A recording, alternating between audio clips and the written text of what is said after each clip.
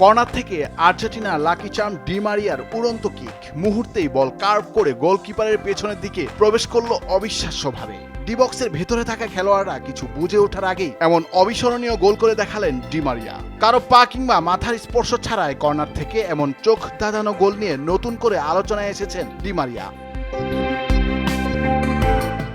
Argentina lucky charm Di Maria দীর্ঘ 28 বছর পর 2021 সালের কোপা আমেরিকার ফাইনালে একমাত্র গোল করে আর্জেন্টিনাকে এনে দিয়েছিলেন শিরোপা। 2022 বিশ্বকাপ ফাইনালেও এই আর্জেন্টাইনের ছিল দুর্দান্ত এক গোল। জাতীয় দল থেকে অবসর নিলেও ক্লাবে এখনো বুড়ো হাড়ের ভেলকি দেখিয়ে যাচ্ছেন 37 বছর বয়সী এই ফরওয়ার্ড।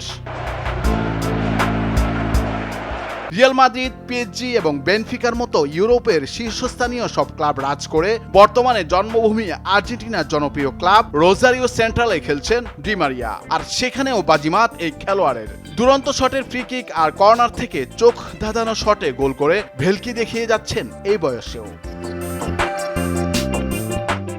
নুরুল আফসার, বৈশাখী সংবাদ।